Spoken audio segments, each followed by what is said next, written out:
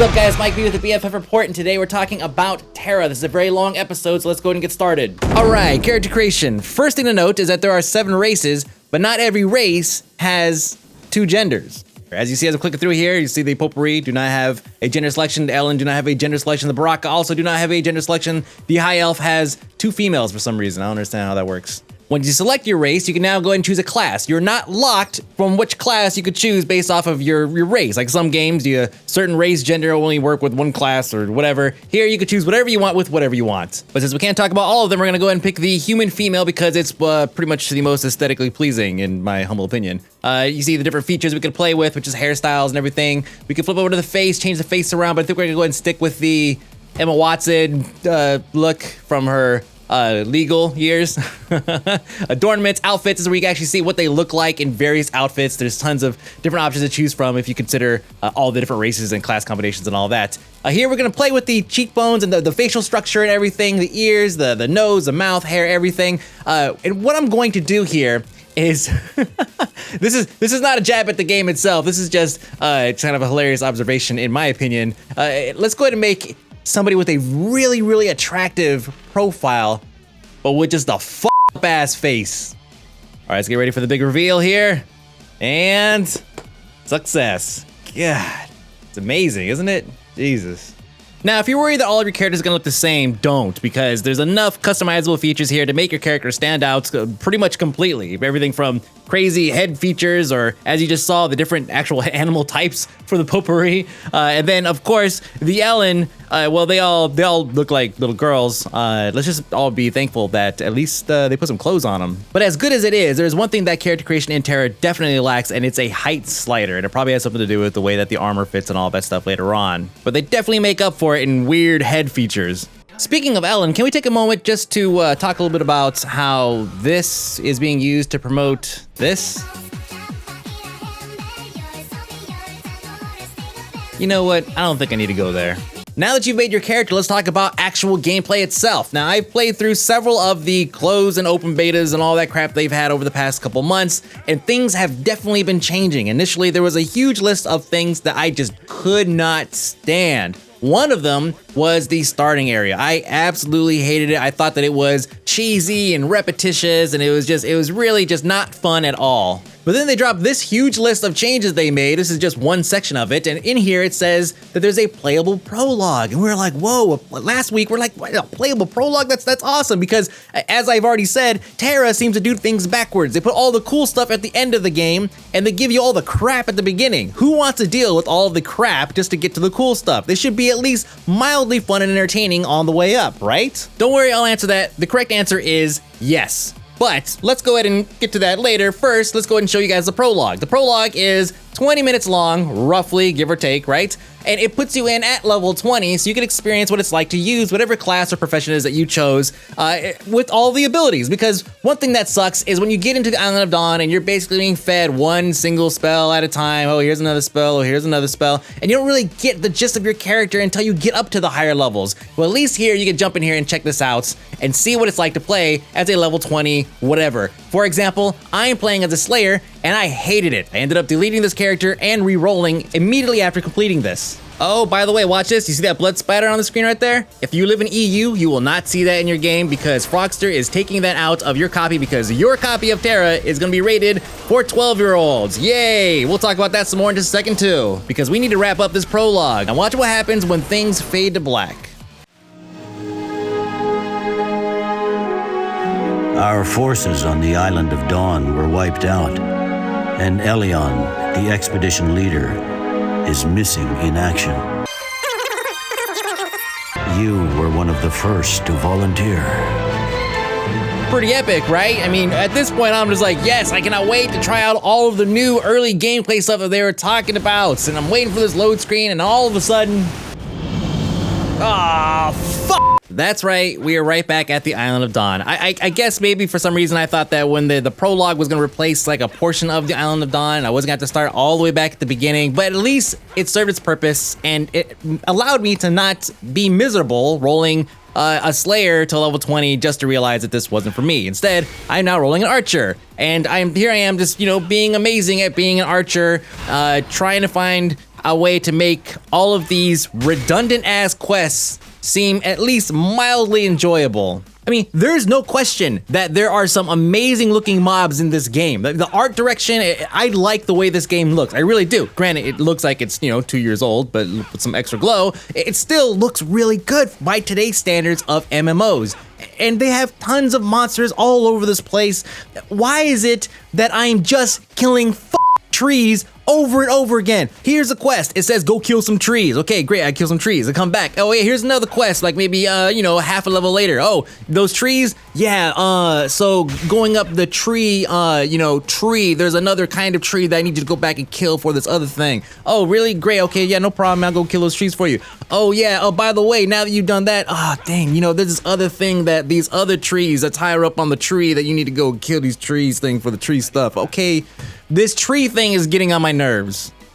Here's what I'd like to see. I want to see every type of mob available in the game on this island. Replace the tons of different types of tree. The hardened tree, the elder tree, the horn tree, the lazy tree, the gildacoos, whatever they're called. I don't care. All that matters is that even though they all look slightly different, which is great, attention to detail and all that stuff, it still feels like I'm grinding the same thing out every time because they all have the same mechanics. It doesn't matter what they look like. There's so many mobs in TERA, why not just make the Island of Dawn freaking TERA's Ark?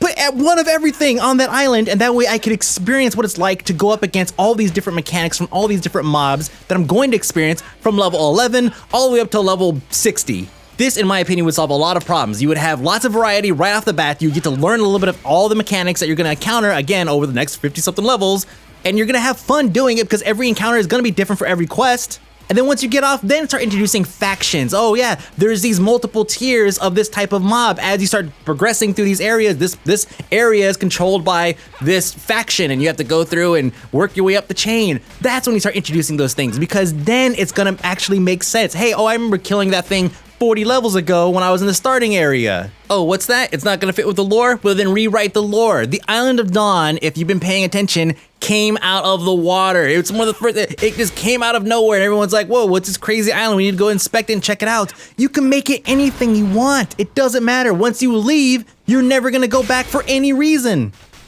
I've been waiting months to get that off my chest. But wait, real quick, we're not out of the thick yet. There's still actually more here, especially concerning quests and all that. Besides the fact that 1 through 20 is a horrifically repetitious grind, with the occasional sprinkle here and there, like a pinch of something interesting every so often. There is nothing even remotely difficult about this game at all. Zero. I was not under any threat of death at any point during my gameplay. Even while soloing a BAM at level 20 or whatever it was, I still was not fearing for my life. As a matter of fact, the first time that I died was right here. I must not have dodged. See, now here's the predicament I'm in. I need all the you-mads out there to help me out with this one, because this is, I don't know which one it is. It's either the game has gotten stupid easy from closed beta to open beta, maybe because they're catering to 12-year-olds now, or the Archer class is extremely OP, or I'm just really good at this game. Help me out here, guys. What has changed? What is different? Is it me? Is it the game? Is it the class? Is it a combination of things? The game is launching in a week, less than a week. If it's the class, great. Everybody go roll an Archer and have a nice day. You're never going to die. Is it the game? Fantastic. Now, not only is it repetitious, but it's mind-numbingly repetitious. See, I would love to say that it was me, because that's the easy way out. Maybe Mike B, you're just too good at video games. Unfortunately, this game is just no match for you and your amazingness. You might want to go play something else more difficult. But see, that's the problem. As I read this thing, it says improved early play. It says that they've adjusted the storyline quest through the first 20 levels to challenge you as they reveal more of TERA's deep lore. Nothing's changed. Apparently, some NPCs got moved around in town. Great, wow, that's crazy change right there. And then it says again, the boss monsters in particular got upgrades. They can't wait to test out on ... You. That's right, you. What were they doing different? What bosses are we talking about, first of all? Because the BAMs were easy. All of the mobs I encountered were easy, even if they were, named boss mobs or whatever. I went into the secret base, Bastion of Locke. I went in there without a tank, mind you, without a tank, and we cleared the entire thing with no problem. You just don't die in TERA unless another player comes up and pokes you. Now, I know a lot of you guys are probably thinking right about now, wow, this guy is complaining about how easy it is to play the game in early levels, right? Like, lol noob, 1 through 30 is supposed to be easy. No, you're wrong. You see, even in games like World of Warcraft that are supposed to cater to pretty much everybody, even that game is more of a challenge in the early levels if you're not sporting full heirlooms and one-shotting everything. Why? Surprisingly, because of TERA's action combat. The fact that you can dodge everything and block everything and position matters is actually working against this game. Now, I may have to look this up, but I'm pretty sure that's what irony is. I don't know what to say, guys. I mean, everybody that says, oh, well, shut up and just get to endgame because that's where everything's at, well, then great. Then why is there levels to begin with in TERA? Why, is it just so they can call it an MMORPG? I don't understand. But it's cool because there's actually lots of good news. There's lots of good things about TERA. It just so happens that I have a beef with quite a few things here. I mean, let's talk about the engine. We'll go ahead and knock that out of the way. Now I'm talking about the environment. Most people would refer to it as the engine, so I'm going to refer to it as such. It is missing a couple things that I feel are key elements to immersion in today's MMOs. One, there is no dynamic weather. Notice I said dynamic weather. There's static weather everywhere. Every time you go to Velica, guess what? It is a bright, beautiful, sunshiny day. There are also zones where it's always raining. So yes, there is static weather. There's not gonna be a storm front rolling in and pissing all over the place and then leaving. What the zone looks like is what it's going to look like all the time. And when I say all the time, I mean even day-night cycles, because it doesn't exist. Whenever it's quote-unquote nighttime, you don't actually see the sun go down. You don't actually have a darker environment to work in. And again, some of the zones, of course, are gonna be darker than others. But the fact that there's no day-night cycle, I mean, that's something that I was like, I thought we were over this already. I thought this was a staple in MMOs. But there is a reason for this, and it's actually part of the lore. You see, the entire world is actually a dream that's made up by these two titans. And in this dream state, apparently there's no actual sun, which would mean that's there's no day-night cycle, which I guess would also mean there's no actual dynamic weather or something like that, because every zone, I guess, is part of some part of this dream that these titans are having. But here's the thing, I mean, all that stuff aside, I still feel that the fact that these things are missing make the world feel static. Albeit good-looking static, can't deny that, but wouldn't it be great to see some of these zones at night? Or in the rain? Or fog? Or a dust storm? Stuff like that is not unheard of in today's MMOs. It's just not. Now that we've gone ahead and beat to death questing and gameplay and everything, apparently I wanted to make a point there. Let's talk about some of the other elements in the game. Like, for example, the UI. That's kind of important. First, we'll start with the quest tracker, because me and this guy, we spent lots of time together over the past couple months. And so I had to give it props. I even have a note here for the BFF report. I have notes, and it even says to mention the quest tracker because it is really good. It has links inside of it for various elements that are part of that quest that you could click on to know where they're at exactly. You could like find named mobs or whatever. And then also the zone map that it works with in the lower right corner here. Very, very clean looking. And of course, this is gonna lead us to the UI. One of the best things about TERA's UI is that even if you absolutely hate it completely, well, guess what? You can pretty much change almost everything on this screen. Literally, I'm moving, my health is now in the middle bottom. I have the target right there in the middle. I'm moving stuff all over the place. I have expanded just every little elements. You could either make transparent, you could make it, you can move around, you can resize each element just as an individual, and that's something that I wish every MMO had. And now it's time to get ganked. Obviously, having lost majority of my health within the first 2 seconds of this attack, it's time to panic slightly. That was going to be an attempt at a charge there. Completely whiffed. Doesn't matter. Just completely got annihilated. There's actually an element that's changed. You see, in old closed beta, you used to not be able to see what level the other person was. You couldn't even see what their health bar was at, which is great because it prevented people from trying to gank others whenever they were just sitting there low on health, right? You could just go up and say, that person's low on health, I'm gonna gank them, because this is a single faction environment, which means that anybody can gank anybody anytime they want. Obviously, if you go around ganking lobies, i.e. things that are 6 levels below you or more, you're gonna have infamy stacked on you. As a matter of fact, you can even rack this thing up to 300 minutes worth of infamy. And what does that mean? That means that you are flagged until that infamy decays down to 0, in which case now you can unflag after 1 minute of being out of combat. And this is all, you do this to yourself. You flag yourself as being an outlaw, then you go and you gank some people, and then you suffer the consequences accordingly. Yes, you could go and grind out mobs, and eventually it will bring down your infamy that way. But if you decide to wait it out, let's say if you have a full infamy bar, right? And these numbers can change and flex a little bit, but if you have a full infamy bar and you decide just to wait, you hang out in the nearest town, trust me, everybody's gonna be hanging around you, waiting for you to step outside of town, outside of these safe zones so they could gank you.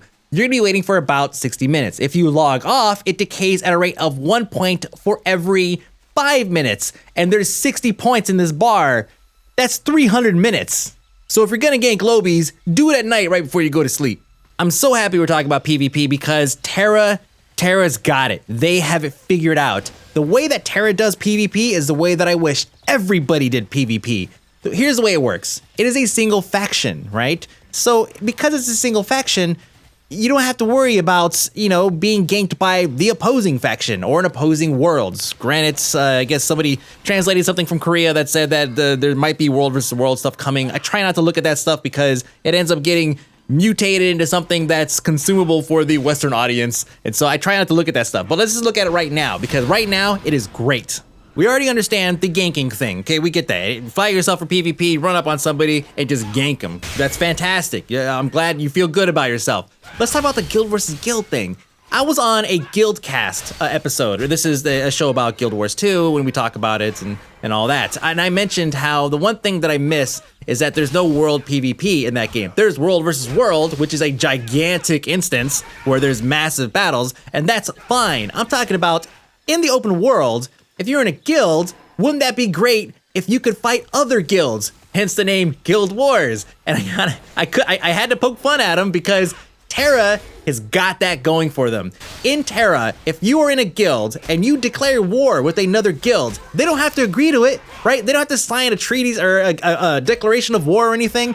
You just say, I'm at war with you. However it is you go about doing that. There's probably some paperwork involved there. Buy something. I have no idea. And then your whole guild can now attack their whole guild. They will appear as red at all times while you're out and about. So if you have two big warring guilds, is that not awesome? Think about it. You have two gigantic guilds, or even a bunch of smaller ones, because you could declare war with more than just one guild out in the open, and you're just running around questing, and here's a guy that you're at war with. Well, I guess I need to go over there and I need to kick his ass.